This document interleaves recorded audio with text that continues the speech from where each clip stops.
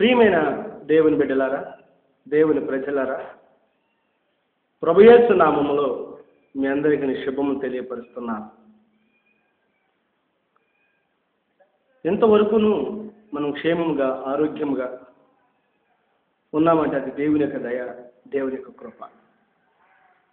దేవునికి మహిమ ఘనత ప్రభావము కలుగును గాక. ప్రియమైన దేవుని బిడ్డలారా, ప్రభువు నమ్మిన ఈ మన క్రైస్తవ ఈ జీవితాలు ఈ రీతిగా కొనసాగిపోతుండగా ఆ ప్రభు కృపను బట్టి ఆ దేవునికి మహిమ ఘనత ప్రభావములు కలుగునుగాక. ప్రియ సహోదరి సహోదరులరా, ఈ రోజున దేవుని సేవకులు ప్రభు చెప్పినట్లుగానే ఎక్కువ అవుతూ ఉన్నారు. కోత విస్తారము, పనివారు కొద్దిగా ఉన్నారు. పనివారు కొరకు వేడుకొనుడన్న ఆ వాక్య ప్రభావము ఈ రోజున నెరవేర్పు జరుగుతూ ఉంది. సంఘాలు నిర్మించబడుతున్నది, ఆరాధన చక్కగా జరుగుతూ ఉన్నది. విశేషం ఏమిటంటే సేవ బాగా జరుగుతుంది, సంఘాలు నిర్మించబడుతున్నది. ఇప్పుడు వారు వీరని ఏ భేదము లేకుండా ప్రభు ఇచ్చిన వాగ్దానం చొప్పున అన్ని జనులందరూ ప్రభువుని విశ్వసిస్తున్నారు. అందుకు దేవునికి మహిమ కలుగును గాక. అయితే విషయం ఏమిటంటే, నమ్మిన వారి జీవితాలను మనం కొందరు పరిశీలన చేసినప్పుడు, లేకుంటే వారిని పరిశీలన చేసే అంతటి వారం కాదు, కానీ మనము వారి పరిస్థితి మనం చూసినప్పుడు, వారి నడవడికను మన సంఘమును చూసినప్పుడు, వారి మాటల ద్వారాని ఆ కుటుంబాల్లో చూసినప్పుడు, వారి యొక్క మనస్సును గ్రహించినప్పుడు, వారి పరిస్థితిని ఎరిగినప్పుడు కొంతమందికి అనుమానం కలుగుతుంది. ఏమిటి ఆ అనుమానము అంటే, వీరు ఇలాగు ప్రభువును నమ్మి ఇలాగు జీవిస్తున్నారు, ఇలాగు జీవించేవారు దేవుని రాజ్యంలో ప్రవేశిస్తారా? ఆ ప్రభు యొక్క ప్రత్యక్షతలో వీరు ఎత్తబడతారా అని అనుమానం కలుగుతుంది కొందరికి. అది నిజమే అయ్యుండొచ్చు ఒకంత. ఎందుకంటే ప్రభువును నమ్మిన వారే ఈరోజు చాలా దయనీయమైన పరిస్థితులు ఉన్నారు, వెచ్చని జీవితంలో ఉన్నారు, ప్రేమ చల్లారిపోయిన పరిస్థితులు ఉన్నారు, నామమాత్రమైన భక్తిలో ఉన్నారు. అందరూ అనుకుంటున్నారు మన సంఘమే కదండి, అన్ని సంఘాలు ఇలాగే ఉన్నారు అనుకుంటున్నారు. ఒక్కరును జల్లెడ పడితే దేవుడు ఒక్కరు కూడా ఎత్తబడతారు, ఎత్తబడరు అని అనుమానాలు చాలా మంది ప్రజలకి కనపడుతున్నాయి. ప్రజల దేవుని బిడ్డలారా, ఒక అడుగు ముందుకేద్దాము. కొందరి యొక్క సందేహం ఏమిటంటే, ప్రభువును నమ్మి మరలా పాపములో పడిపోయే వారి పరిస్థితి ఏమిటి?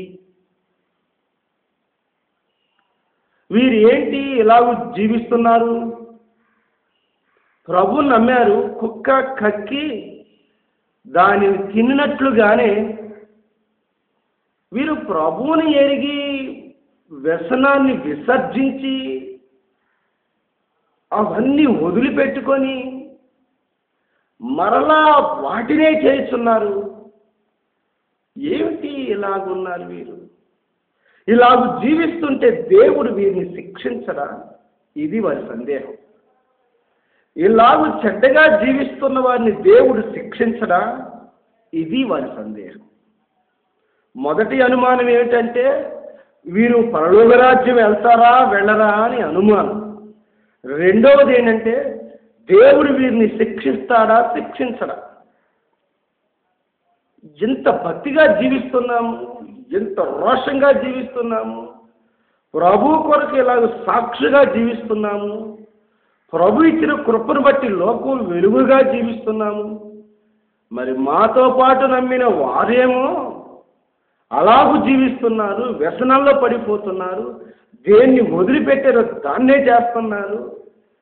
కొంచెమైనా సాక్ష్య జీవితం లేదు.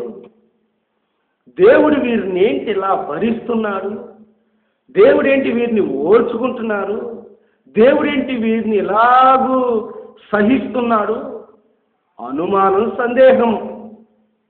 మరి దేవుడు వారిని శిక్షించడా? దేవుడు వారికి బాధ కలగజేయడా? దేవుడు వారిని శోధించడా? దేవుడు వారికి కఠినమైన ఇబ్బందులను కలగజేయడా? అనుమానం. ఇలాంటి అనుమానమే బైబిల్ గ్రంథంలో ఆసాపు అనే ఒక దైవజనుడికి ఇలాంటి అనుమానమే వచ్చింది. నేను చేతులు కడుగుకున్నా, నా హృదయాన్ని శుద్ధి చేసుకున్నా. ఆ రోజున యేసు ప్రభువారిని తీర్పు తీర్చే సమయంలో ప్రభువారిని మరణానికి అప్పగించినప్పుడు ఆ గవర్నర్ పిలాతు ఏ విధముగా తన చేతులు కడుక్కున్నాడో ఆ అపరాధం రాకుండా, ఆ రక్త అపరాధం యొక్క శిక్ష తనకు కలగకుండా నేను నా చేతులు కడుగుకున్నా, నా హృదయాన్ని కడుక్కున్నా, శుద్ధి చేసుకున్నా, నా ప్రవర్తనని సరి చేసుకున్నా, దేవుణ్ణి నమ్ముకున్నా, ప్రార్థన చేసుకుంటున్నా. నేను ఇలా జీవితాన్ని కొనసాగిస్తున్నా. నాకు ఎదుగు బొదుగు లేదు, బలహీనంగా అయిపోతున్నా. నాతో పాటు నమ్మేవారు ఉన్నారు కొందరు, వారు చెడు పనులు చేస్తున్నారు, చెడ్డగా తిరుగుతున్నారు. వారికి బాగరా బందీ లేదు, రెట్టి విరిగి నేతిలో పడ్డట్టుంది వారి పరిస్థితి. పట్టిందల్లా బంగారమే అవుతుంది వారి పరిస్థితి. వ్యవసాయం చేసినా, ఉద్యోగంలో ఉన్నా, వ్యాపారం చేసినా, కూలి పని పెరిగిన వారి కుటుంబాలు, వారి పిల్లలు, వారి పశువులు, వారు క్షేమంగా సుఖస్థితి కలిగి ఉన్నారు. వారు వర్ధిల్లుతున్నారు, వారు పుష్టిగా ఉంటున్నారు. రోగాలు కలగడం లేదు, బాధలు కలగడం లేదు, ఇబ్బందులు కలగటం లేదు. దేవుడు వారిని శిక్షించటం లేదు. నేను ఎందుకు కడుగుకున్నానరా నా హృదయాన్ని అనుమానం, నా చేతులు ఎందుకు కడుగుకున్నానా అని అతనికి అనుమానం. దేవుని బిడ్డలారా, ఈ అనుమానానికి ఎలా పరిష్కారం? దీనికి ఏమిటి పరిష్కారం? అయితే ప్రభువారు ఒక పరిష్కారం చూపించారు మనకి. ప్రభువారు ఒక పరిష్కారాన్ని చూపించారు మనకి. అదేమిటంటే ఒక ఉపమానాన్ని తెలియపరిచారు. ఆ ఉపమానమే గోధుమలు, గురుగులు. ప్రభు చెప్పిన చక్కని ఉపమానము మనం ధ్యానం చేస్తే, చదివి అర్థం చేసుకుంటే నిజమైన క్రైస్తవుల స్థితి ఎలా ఉంటుందో, చెడు పనులు చేస్తూ పుష్పించే వారి పరిస్థితి ఎలా ఉంటుందో ప్రభు వారు చక్కగా చెప్పారండి. దీనికి సందేహాలు అవసరం లేదు, అనుమానాలు అవసరం లేదు, వ్యసన పడడం అవసరం లేదు, బాధపడను అవసరం లేదు. దేవునికి స్తోత్రం కలుగును గాక. మన మత్తయి సువార్త 13వ అధ్యాయంకి వస్తే ప్రభు చెప్పిన ఆ ఉపమానాన్ని మనం ధ్యానం చేద్దాం.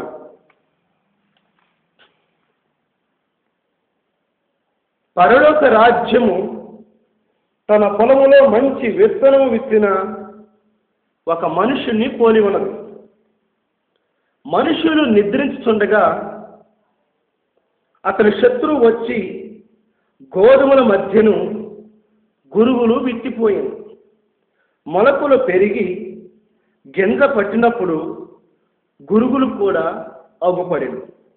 అప్పుడు ఇంటి యజమాని దాసులు అతని యొద్దకు వచ్చి, అయ్యా, నీవు పొలములో మంచి విత్తనం విత్తితివి గదా, అందులో గురుగులు ఎక్కడి నుండి వచ్చినవని అడిగిరి. ఇది శత్రువు చేసిన పని అని అతడు వారితో చెప్పగా, ఆ దాసులు, మేము వెళ్ళి వాటిని పెరికి కూర్చుట నీకిష్టమా అని అతన్ని అడిగిరి. అందుకు అతడు, వద్దు, గురువులను పెరుగుచూ ఉండగా వాటితో కూడా ఒకవేళ గోధుమలను పెళ్ళగింతురు, కోతకాలం వరకు రెంటిని కలిసి ఎదగనీయుడి. కోతకాలం ముందు గురువులను ముందుగా కూర్చి వాటిని కాల్చివేయుటకు కట్టలు కట్టి గోధుమలు నా కొట్టులో చేర్చి పెట్టుడని కోతగాండ్రుతో చెప్పుదునని. దేవుని బిడ్డలారా, ఈ ఉపమానాన్ని మనం ప్రభువు ద్వారా వినప్పుడు, శిష్యులకి ఆ ఉపమానం భావం చెప్పినప్పుడు మనకు ఎంతో ఆనందము, సంతోషం కలుగుతున్నది.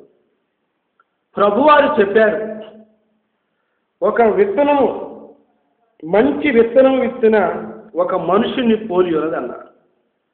యజమానుడు ఒక మంచి విత్తనాన్ని, ఆ విత్తనం పేరు మనకు తెలిసిపోయింది, గోధుమ గింజ అని. ఆ గోధుమ విత్తనం అని తెలిసిపోయింది. ఆ గోధుమలను తీసుకొని ఒక పొలములో విత్తాడు యజమానుడు. మనుషులు నిద్రిస్తూ ఉండగా శత్రువు వచ్చి ఆ పొలంలో గొరువు గింజలను నాటినట్టుగా మనకు అర్థమవుతుంది. అంటే ఒక సంఘములో, ఆ దేవుని యొక్క పొలములో మంచి విత్తనమైన గోధుమలు విత్తబడ్డవి, దానిని పోలి నకిలీ విత్తనాలైనటువంటి గురువులు విత్తబడ్డవి. ప్రియులారా, ఆ గురువులని, గోధుమలని, మంచి గింజలని, చెడ్డ గింజలని, క్రైస్తవ బిడ్డలని, నకిలీ క్రైస్తవులని ఎప్పుడు గుర్తుపట్టగలిగారంటే అవి మొలచి పెరిగి పెద్దవైనప్పుడు. ఎంత చక్కగా ఉందండి. కొందరి యొక్క జీవితాలు ప్రభు నమ్మిన వెంటనే తెలియదు వారి జీవితం ఏమైపోతుందో. వారు రాను రాను ఆత్మీయ జీవితంలో పెరుగుతూ ఉన్నప్పుడు, చిన్నపిల్లవాడు పెరిగి పెద్దవాడు అవుతున్నప్పుడు, వాడికి మంచి ఖండ పుష్టి వచ్చినప్పుడు వారు ఎలా మాట్లాడతాడో, క్రైస్తవ బిడ్డలో ప్రభు నమ్మిన తరువాత వీరు స్వచ్ఛమైన క్రైస్తవుల, నకిలీ క్రైస్తవుల అన్న సంగతి పెరిగి కొన్నాళ్ళు తరువాత సమయం తీసుకుంటుంది. వీరు నిజమైన క్రైస్తవుల, నకిలీ క్రైస్తవుల అని. దేవుని బిడ్డలారా, మనం ఇక్కడ ఒకటి గ్రహించాలి. ఇది సాతాను చేసిన పని అని చెప్తున్నాడు యేసు ప్రభువారు. సాతానుడు గురుగులను విత్తినట్లుగా చూసుకున్నాం. సంఘంలో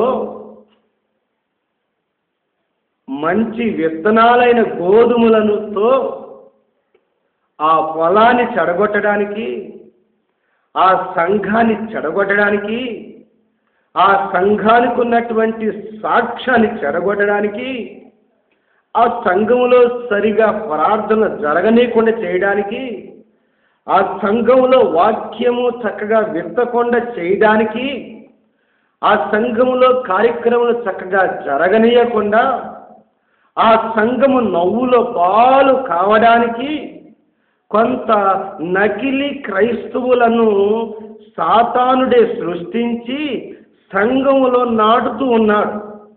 అట్టివారే ప్రార్థనకు వస్తారు, త్రాగుతారు. అట్టివారే ప్రార్థనకు వస్తారు, పేకాడుతారు. అట్టివారే ప్రార్థనకు వస్తారు, చెడ్డగా తిరుగుతారు. అట్టివారే ప్రార్థనకు వస్తారు, జారత్వం చేస్తారు. అట్టివారే ప్రార్థనకు వస్తారు, అక్రమైన సంబంధాలు కలిగి ఉంటారు. అట్టివారే ప్రార్థనకు వస్తారు, వ్యసనాలు కలిగి ఉంటుంటారు. ఇట్టి వారి వలన సంఘం యొక్క సాక్ష్యము దెబ్బతింటుంది. ఇట్టి వారి యొక్క సంఘ విశ్వాసుల యొక్క జీవితాలు, స్వచ్ఛమైన క్రైస్తవ బిడ్డల యొక్క హృదయాలు ప్రియులారా గాయపరచబడుతూ ఉన్నాయి. ఇది సాతాను పెట్టిన క్రియ. ఇప్పుడు మనం కొంచెం సాతాను గురించి తెలుసుకుందాం. సాతాను యొక్క స్థితి ఏమిటి అంటే చెడగొట్టడమే దాని పని. సాతాను యొక్క ఆలోచన ఏమిటంటే సంఘమును చెడగొట్టడమే, చెడగొట్టి దేవునికి దూరం చేయటమే ఆ సాతానుడి యొక్క పని. వాని యొక్క ఆలోచన, వాని యొక్క కుట్ర ప్రియుల. ఇప్పుడైనా ఈ సాతాను యొక్క క్రియ మొదలైందంటే కాదు, కానీ దేవుని యొక్క తోటలోనే మొదలైంది. ఆ ఏదేని తోటలోనే సాతాను యొక్క క్రియ మొదలైంది. కొన్ని విషయాలు మనం తెలుసుకుంటున్నాం సాతాను గురించి, అపవాది గురించి. సాతాను యొక్క పని చెడగొట్టడమేని తెలుసుకుంటున్నాం. సాతాను యొక్క పని పడగొట్టడమేని తెలుసుకుంటున్నాం. చక్కగా ఆలోచించండి, వినండి దయచేసి.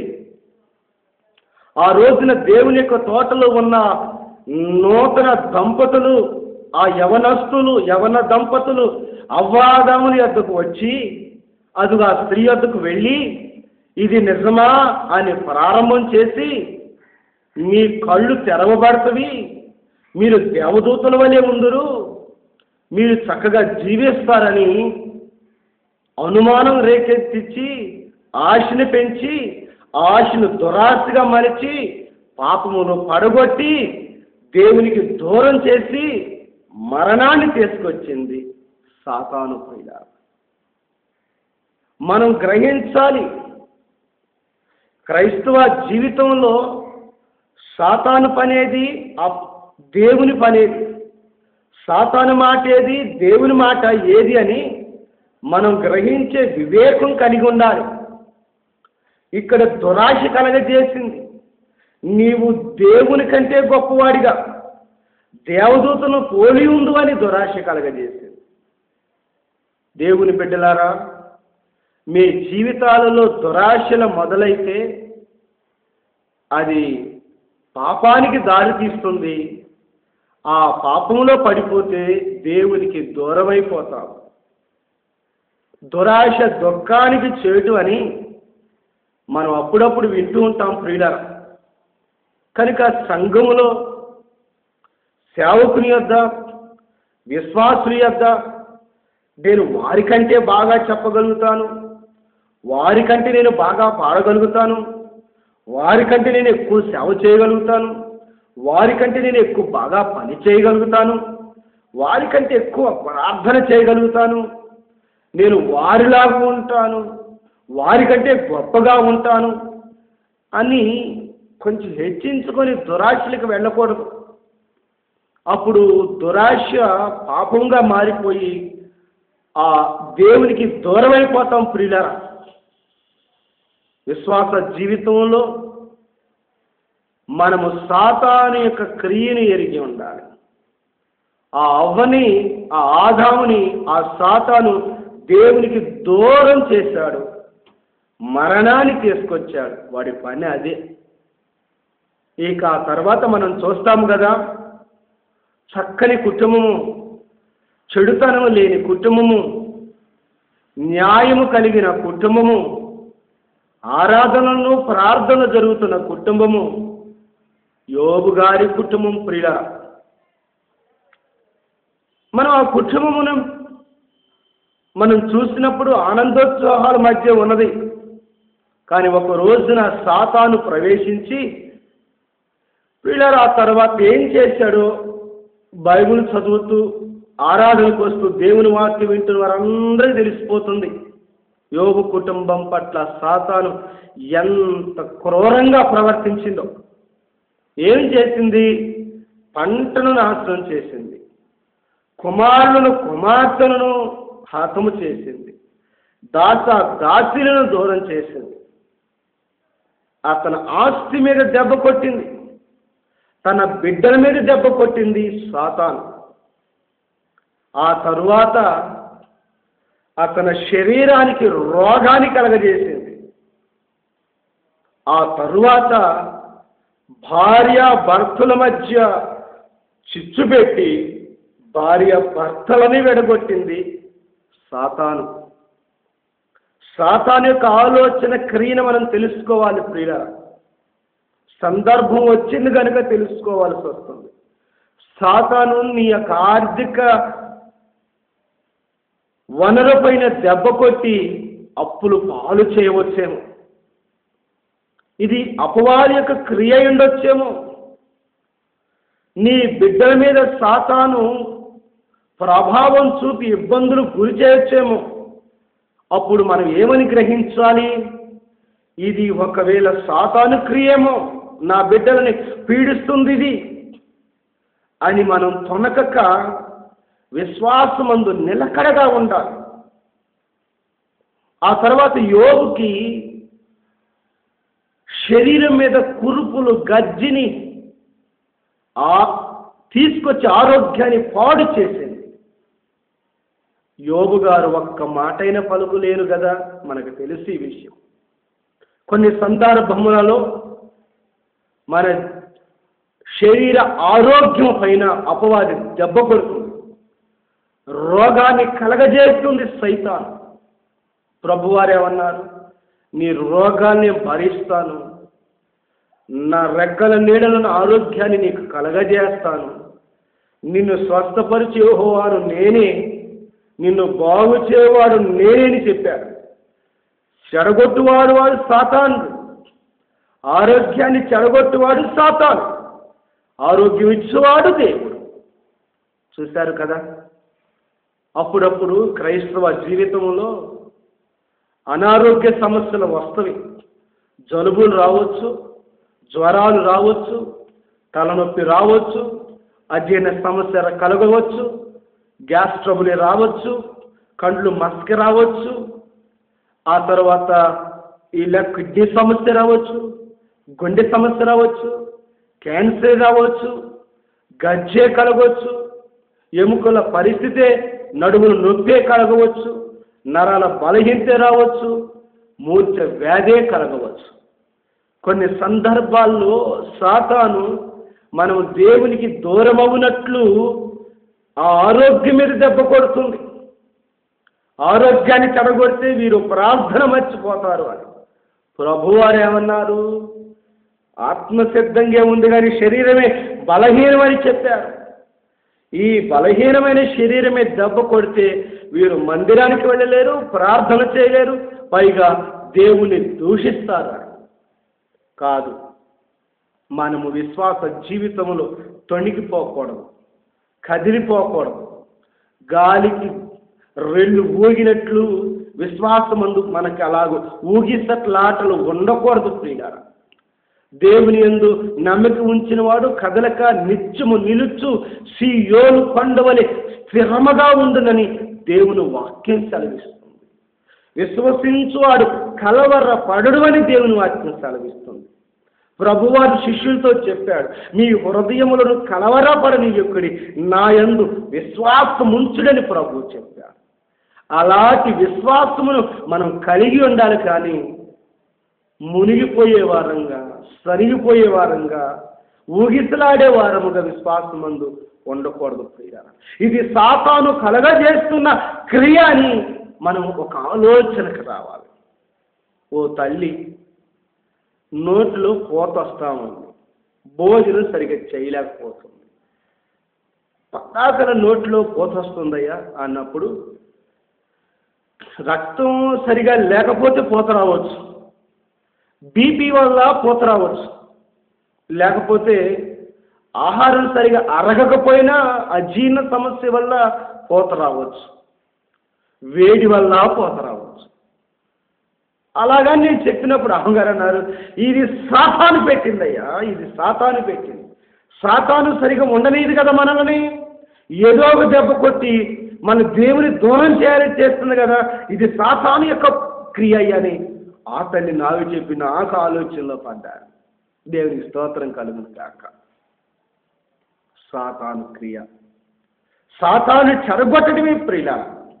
ఆ తర్వాత మనకు తెలుసు, సాతాను భార్యాభర్తలైన యోబుని భార్యని విడదీసింది సునాయాసముగా. ఇక ఎందుకు చాచి ఇక దేవుణ్ణి దూషించి మరణం కారదని భర్తను దూషించి వెళ్ళిపోయేట్లుగా మనం చూస్తున్నాం. అక్కడ భర్తకి అనారోగ్యంతో బాధపడుతున్న భర్తకి సేవలు చేయవలసిన భార్య వేటిని ఆశించి దేనికి లొంగిపోయి భర్తను వదిలిపెట్టి వెళ్ళిపోయిందో సాతాను ప్రేరేపణది. దేవుని సహోదరి సహోదరులారా, ప్రభువుని నమ్మిన భార్యాభర్తలారా, మీరు జాగ్రత్తగా ఉండాలి. అప్పుడప్పుడు చీటికి మాటికి చిన్న చిన్న సమస్యలు రావచ్చు, గొడవలు కలగవచ్చు, అనుమానాలు పుట్టవచ్చు, లేకుంటే వేరు వేరు పెద్దల యొక్క జోక్యములు కలగవచ్చు. మీ దాంపత్య జీవితం ఏది ఏమైనప్పటికీ చిన్న గొడవ వచ్చినా ఇది సాతాను పెట్టి చిచ్చు అనుకోవాలి. చిన్న వ్యాజ్యం వచ్చినా ఇది సాతాను పెట్టింది అనుకోవాలి. ఒక్కోసారి అహంకారాలు, గర్వాలు, ఆత్మాభిమానాలు భార్యాభర్తల మధ్య అడ్డుగా వస్తుంటవి. నువ్వెంత అంటే నువ్వెంత, నీకెంత ఉందంటే నాకంతుంది, నువ్వెంత నాకంటే ఎక్కువేం చదువుకున్నావు, నాకంటే ఎక్కువేం చదువుకున్నావని అవన్నీ అడ్డుగా వచ్చి మాట్లాడుకుంటుంటారు. ఇవి సాతాను కలగజేసేవని దయచేసి మీరు గుర్తించాలి. సాతాను పని ఏమిటంటే దేవుని నుండి దూరం చేయటము, భార్యాభర్తలను ఎడబాపటమే అపవాది యొక్క కుతంత్రాలు, కుట్రలు దేవుని యొక్క బిడ్డలారా. కనుక మీలో కోపాలు వచ్చినా, జగడాలు వచ్చినా, ఆస్తి సంబంధించిన వ్యాజ్యాలు వచ్చినా, చదువు సంబంధించిన అహంకారాలు, యుగో ప్రాబ్లమ్స్ వచ్చినా అవన్నీ సాతాను కలిగించేవని మీరు గుర్తించాలి. అప్పుడు మీరు క్షమించుకుంటారు, ప్రేమ కలిగి ఉంటారు, సంతోషం కలిగి ఉంటారు, ప్రార్థన చేసుకుంటారు. దయచేసి ఆ సాతాను క్రియల విషయంలో మీరు ఒక కొలిక్కి రావాలి, ఒక ఆలోచనకి రావాలి, కూర్చొని మాట్లాడుకోవాలి. సాతానే కదా ఇవి చేసేది, దేవుడు ఎందుకు చేస్తాడు? సాతానే కదా గొడవలు సృష్టించేది, సాతానే కదా జగడాలు పెట్టేది, సాతానే కదా ఈ గర్వాలను తీసుకొచ్చి చెడగొట్టేది అని కూర్చొని మాట్లాడుకొని ప్రేమ కలిగి ప్రార్థనలో ఉండాలి దేవుని యొక్క బిడ్డరా. అప్పుడు దేవుడు దీవిస్తాడు. ఇక తర్వాత సాతాను ఏం చేసిందో మనం చూద్దాం. ఆ రోజున సౌలు అనే ఆ రాజు ఉన్నాడు, చూసారా? ఆ రాజుగారికి దురాత్మ పట్టి అభిషక్తుడైన దావీదుని చంపాలని చూసింది ఆ సౌలు దావీదును చంపాలని చూశాడు. ఎందుకంటే అతనికి దురాత్మ పట్టింది, సాతాను పట్టింది కనుక అభిషక్తుడైన దావీదుని చంపాలని చూశాడు. అతని మీద విషపు చూపు చూసినట్లుగా బైబిల్ గ్రంథంలో మనం చదువుతున్నాం. గమనించండి, ఒకవేళ సైతానే కనుక ఆవరిస్తే మన కళ్ళల్లోకి విషపు చూపులు వస్తాయి. ఒకవేళ సాతానే మనలో ప్రవేశిస్తే తోటి సహోదరులను, సేవకులను దూషిస్తూ ఉంటుంటాం. ఇది సాతాను కలగజేసేది, ఇది అపవాది కలగజేసేది. దేవుని యొక్క బిడ్డలారా, మీలో ఎవరైనా మీ సోదరుల పైన విషపు చూపు చూస్తున్నారా? పగబెట్టుకుంటున్నారా? కఠినమైన హృదయాన్ని కలిగి ఉంటున్నారా? క్షమించలేని కఠినమైన మనస్సు మీకున్నదా? వీరిని ఎలాగో దెబ్బతీయాలని ఆలోచన చేస్తున్నారా? వీరిని ఏదైనా కేసులు ఇరికించాలని మీరు తాపత్రపడుతున్నారా? రాజకీయ నాయకులను సంప్రదిస్తున్నారా? ఏదైనా కుట్రలు చేస్తున్నారా? అయితే అది అపవాది మిమ్మల్ని ప్రేరేపణ చేస్తుంది. సహోదరుల మధ్య స్నేహాన్ని చెడగొడుతుంది. ఇరుగు పొరుగు వారి మధ్య ఆ మంచి భావాలను చెడగొడుతుంది. సేవకులను దూషించే స్థితి ఉంటే అది సేవకులకి విశ్వాసుల మధ్య ఉన్న ఆ సంబంధాన్ని, ఆ విశ్వాసాన్ని, ఆ పవిత్రతని, ఆ పరిశుద్ధతని, ఆ సహవాసాన్ని సాతాను చెడగొడుతుంది. మీకు మీ పాస్టర్ గారి మీద బాధ ఉందా? మీ పాస్టర్ గారి మీద మీకు కొంచెం కోపం ఉందా? అది సాతాను కలగజేస్తుంది. నీ సోదరుడి పైన నీకు ఏమైనా ఇబ్బంది కలుగుతుందా? నీకు కోపం వస్తుందా? నీకు రోషం వస్తుందా? అది సాతాను కలగజేస్తుంది. నీ తోటి సహోదరులను నీవు క్షమించలేకపోతున్నావా? కఠినమైన హృదయం నీవు కలిగి ఉంటున్నావా? అది సాతాను కలగజేసేదని దయచేసి మనం గుర్తించుదాం ప్రియుడా. ఇక ఆ సాతాను ఏం చేసిందో ఒక స్టెప్ ముందుకేద్దాం, ఒక అడుగు ముందుకేసి కొంచెం వాక్య ధ్యానములకు వెళ్దాం ప్రియుడా. ఆ రోజున యేసు ప్రభు వారిని గెత్సెమనే తోటలో అరెస్ట్ చేశారు. అరెస్ట్ చేయడానికి సహకరించిన వాడు ఇస్కరియోతు యోన. అతను ఎందుకు ప్రభువుని అరెస్ట్ చేయడానికి సహకరించాడంటే, అతను ప్రధాన యాజకుల దగ్గర డబ్బు తీసుకున్నాడు. అతను డబ్బు ఎందుకు తీసుకున్నాడంటే అతను దురాశ కలిగింది, ధనాపేక్ష కలిగింది. అతనికి ధనాపేక్ష ఎందుకు కలిగింది అంటే, యోహాను పత్రికలో, యోహాను సువార్తలో యోహాను గారు రాశారు, అతనిలోకి సాతాను ప్రవేశించాలి. సాతాను అతను ప్రవేశించింది, అతనికి ధనాపేక్ష పెరిగింది, చివరికి ప్రభువునే అప్పగించే స్థితికి దిగజారిపోయాడు ఇస్కరియోతు యోధ. దేవుని బిడ్డలారా, డబ్బును సంపాదించుకోవాలనే కోరిక మంచిదే. ఆ కోరిక అడ్డదారులో సంపాదించాలని కాదు, లంచములు పుచ్చుకొని సంపాదించటం కాదు, మోసం చేసి సంపాదించడం కాదు. ఎవడేంటి ఎడిపోతే నాకేంటి, నాకు 4 రాళ్ళు సంపాదించుకోవాలని ఆలోచన ఉండటం సరైనది కాదు. అధికమైన వడ్డీలు తీసుకొని సంపాదించడం సరైన మార్గము కాదు. దొంగతనం చేసి సంపాదించటం ఆ ఆపేక్ష కోరిక సరి అయింది కాదు. ఒకరు సొమ్ముని అపహరించడం సరి అయింది కాదు ప్రియులా. ఈ రోజున ధనాన్ని సంపాదించటం కోసం తెల్లవారితే లక్షాధికారి కావాలని చాలామంది దురాశకు లోనై ఎటు వెళ్ళిపోతున్నారో తెలియని పరిస్థితి ఉంది ప్రియులారా. డబ్బు కోసం పెంట తినే పరిస్థితికి దిగజారిపోతున్నారు ప్రజలు. కొందరు రక్తమును అమ్ముకుంటున్నారు, కొందరు కిడ్నీలు అమ్ముతున్నారు, కొందరు శరీరాన్ని అమ్ముకుంటున్నారు, కొందరు వ్యభిచారం చేస్తున్నారు డబ్బు కోసమే. ఇలాంటి అక్రమైన మార్గంలో సంపాదించాలని కోరిక నీలో కలిగితే అది సాతాను కలగజేసింది, అది సాతాను నిన్ను ప్రేరేపణ చేస్తుంది.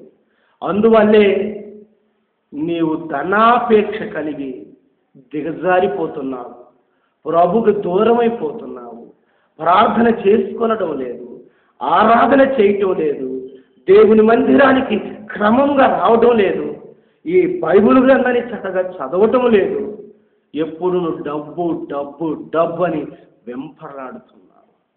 ధనాపేక్ష సమస్త కీడులకు మూలమని దేవుని వాక్యం సెలవిస్తుంది.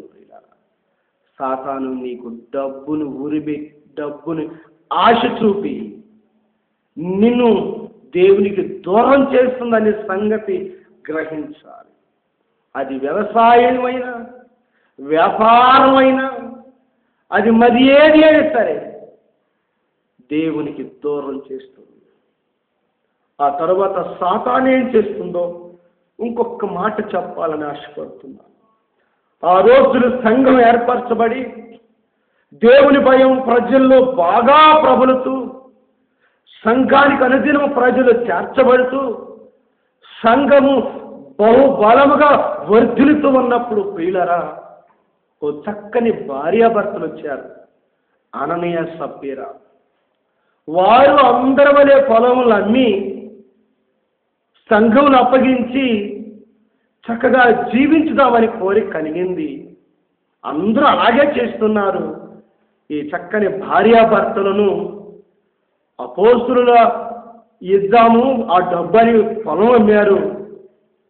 కానీ అమ్మిన దానిలో కొంత దాచుకొని కొంత తీసుకొని అపోస్తులు ఎద్దకు వచ్చారు.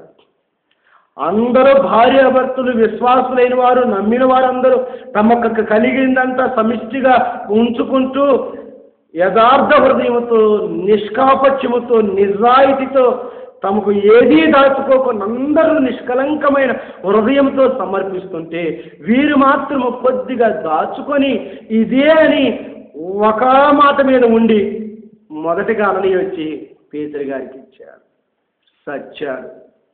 పేతురు గారు అన్నాడు, సాతాను ఎందుకు నీ హృదయమును పరిశుద్ధాత్మను ప్రేరేపించింది అని అన్నాడు. అపోస్తలుల కార్యముల గ్రంథము 5వ అధ్యాయంలో ఉంది. దేవుని బిడ్డలారా, సాతాను ఎందుకు నీ హృదయాన్ని ప్రేరేపించింది అన్నాడు. సాతాను అతని యొక్క హృదయాన్ని ప్రేరేపించటం వలన అతను పరిశుద్ధాత్మను మోసం చేశాడు, తన కొరకై దాచుకున్నాడు. ఆ తర్వాత మన సిస్టర్ గారు వచ్చారు, సత్యరా గారు. అమ్మా, నీవు నీ భర్తకి ఎంతకే ఈ రేటుకి అమ్మారని పేతురు గారు. అవునయ్యా, ఎంతకే అమ్మానయ్యా, మా ఆయన గారు నేను చెప్పలేదయ్యా, ఆయనకి మతిమరుపు ఎక్కువ అనుకుంటాను అని ఏదో వెలగబెట్టబోయింది. పేతురు గారు అన్నారు, ఎందుకమ్మా పరిశుద్ధాత్మను మోసం చేయడానికి మీ భార్యాభర్తలు ఇలాగ కూర బలుపుకున్నారని చెప్పిన వెంటనే ప్రియులారా ఆమె కూడా అక్కడే విరుచుకొని పడిపోయింది. నిజమే, ఒక్కొక్కసారి మనకు కానుక ఇవ్వాలని ఎంతో కోరిక, కానీ ఇవ్వలేము. వారు దశమ భాగం చెల్లిస్తున్నారు, ఇస్తున్నారు, వారు వర్ధిల్లుతున్నారు. నేను కూడా దశమ భాగాన్ని ప్రభువుకు సమర్పించాలని అనుకుంటారు. 1 వారమో 2 వారాలు, 1 నెలలో 2 నెలలో చేస్తారు. తరువాత వారి పరిస్థితి దిగజారిపోతారు. ఎందువల్లంటే అపవాది సాతాను వారి హృదయాన్ని ప్రేరేపణ చేస్తుంది. ఇవ్వద్దు ఇవ్వద్దు ఇవ్వద్దు అని సాతాను ప్రేరేపణ చేస్తుంది. దాచుకో, ఏమిటి దేవునికి ఇచ్చేది, అడిగాలేగా తినేది, లేకుంటే వాళ్ళేగా తినేది, వారికేం తక్కువైంది, వీరికేం తక్కువైంది, చాలా ఉంది కదా, నీకే కదా ఇబ్బందులు, ఈ ఇబ్బందులు ఉండి ఇవ్వటం దేనికి అని సాతాను అనేక రకాలుగా ప్రేరేపణ చేసి దేవుని పరిశుద్ధాత్మను మోసం చేసే విధముగా ప్రేరేపణ చేస్తుంది. దేవునికి స్తోత్రం కలుగునుగాక. దేవుని బిడ్డల, నువ్వు గ్రహించాలి, నీకు ఇవ్వాలని కలిగి ఉండి ఇవ్వలేకపోతున్నంటే సాతాను నిన్ను ప్రేరేపణ చేస్తుంది. దశమ భాగమును ప్రభువు చెల్లించాలని నీవు కోరిక కలిగిన ఇవ్వలేకపోతున్నావంటే సాతాను నిన్ను ప్రేరేపణ చేస్తుంది. అది సాతాను యొక్క క్రియ అని నీవు గుర్తించాలి. గుర్తిస్తావు ఈ రోజు నుండి. అందుకే పేతురు గారు అంటున్నాడు, ఎవరిని మృంగుదానని గర్జించు సింహం అని అపవాది అటు ఇటు తిరుగుతా ఉంది. ఎవడు దొరుకుతాడా, ఏ బలహీనుడు దొరుకుతాడా, దేవునికి దూరం చేద్దాము, భార్యాభర్తల మధ్య గొడవ పెడదాము, ఆరోగ్యాన్ని చెడగొడదాము, దేవునికి దూరం చేద్దాము, మందిరానికి దూరం చేద్దాము, సంఘ సహవాసానికి దూరం చేద్దాము, కానుకలు ఇవ్వకుండా దశమ భాగం చెల్లించకుండా దూరం చేద్దాము, ఎవడ దొరుకుతాడా అని సాతాను అటు ఇటు తిరుగుతా ఉంది. దానివల్ల నువ్వు పడిపోతావేమో. ఇంకొక అడుగు ముందుకేసి యాకోబు గారు అంటున్నాడు, అపవాదిని ఎదిరించండి, అప్పుడు అది మీ యొద్ద నుండి పారిపోతుంది. పౌలు గారు అంటాడు, సాతాను యొక్క తంత్రాలను మేము ఎరుగని వారము కాదు. ఇంతవరకు మీకు చెప్పిన ఇవన్నీ సాతాను యొక్క తంత్రాలు. ఇప్పుడు పౌలు గారు చెప్పినట్లు మీరు ఇట్ని ఎరిగి ఉన్నారు. ఇప్పుడు యాకోబు గారు చెప్పినట్లు మీరు అపవాదిని ఎదిరించాలి, ఈ సాతాన్ని ఎదిరించాలి, దేవునికి దూరం చేసే ఆ సాతాన్ని ఎదిరించాలి. భార్యాభర్తల్ని విడదీసి ఇదిగో కాపురాలను కూల్చే ఈ సాతాన్ని మీరు ఎదిరించాలి. రోగాలను కలగజేసే ఈ సాతాన్ని ఎదిరించాలి. దేవుణ్ణి దూరం చేసే ఈ సాతాన్ని మీరు ఎదిరించాలి. ఇదిగో కానుకలు ఇవ్వకుండా, దశమభాగం చెల్లించకుండా, ఇదిగో ప్రేరేపణ చేసి దేవుని మోసం చేస్తున్న ఈ అపవాదిని మీరు ఎదిరించాలి. అప్పుడు వాడు మీ యొద్ద నుండి పారిపోతాడు.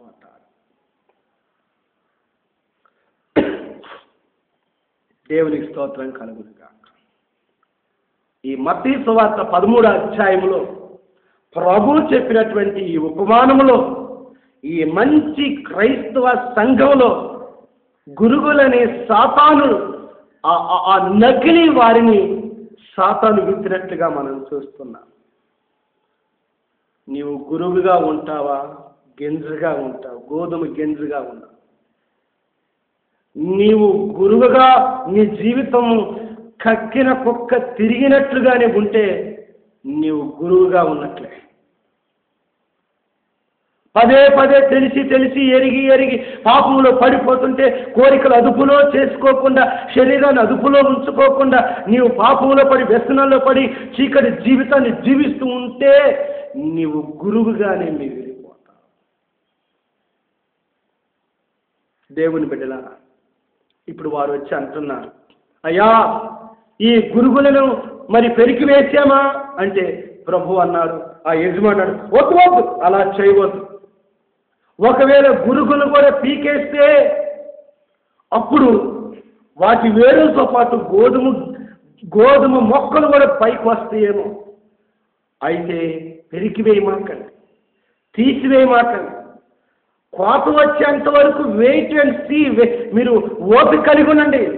అవి ఒక రోజున కోతకు వస్తాయి కదా, అప్పుడు కోసేద్దాము. గురుగులేమో కట్టలు కట్టి అగ్గిలో కాల్చేద్దాము, గోధుమల్ని చక్కగా ఇంట్లో పేర్చేద్దాం. దేవుని బిడ్డలారా, దేవుడు ఎందుకు వ్యసనాల్లో పడిపోతున్న వారిని సంఘంలో ఉండనిస్తున్నారు? వారిని ఎందుకు శిక్షించట్లేదు? వారిని సంఘం నుంచి దేవుడు ఎందుకు వెలివేయడం లేదు అంటే, వారిని వెలివేస్తే, వారిని శిక్షిస్తే వారితో పాటు ఈ నిజ క్రైస్తవుల యొక్క విశ్వాసం తొట్టిల్లిపోతుందేమో. వారితో పాటు వీరు బలహీనైపోతారేమో. వారి శోధన చూసి వీరు ఇబ్బందులు పడతారేమో. వారి శోధన, వారి యొక్క శిక్షణ చూసి వీరు అవమానపరచబడతారేమో. విశ్వాసులు తొలగిపోతారేమో. వీరి క్షేమం కొరకై, నిజ క్రైస్తవుల క్షేమం కొరకై వారిని గద్దించలేకపోతున్నాడు ప్రభు. దేవుని స్తోత్రం కలుగును గాక.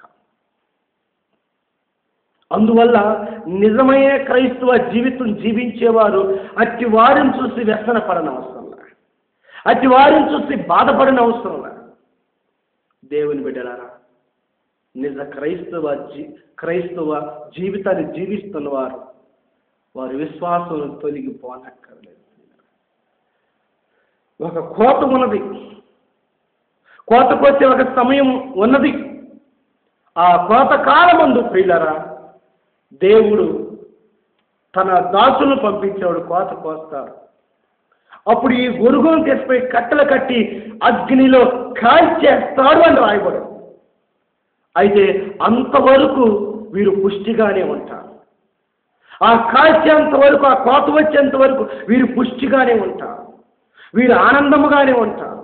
వీరు పుష్పిస్తూనే ఉంటారు. వీరు నెమ్మది కలిగినే ఉంటారు. వాక్యం వింటారు, ప్రార్థనలో ఉంటారు, సంఘములో ఉంటారు. వీరు కోటాల్లో పాల్గొంటారు, ఆరాధనలో పాల్గొంటారు. అన్ని విశ్వాసులకి ఏమి ఆశీర్వాదం వస్తున్నాయో అంతకంటే వీరు అనుభవిస్తూనే ఉంటుంటారు. కానీ చెడు పనులు చేస్తుంటారు. కానీ కోతకాలం మందు వీరు అగ్నిలో కాల్చి బూడిద చేయబడతారు. ఈ యొక్క అగ్నిగుండంలో పడవేయబడి కాల్చబడతారు.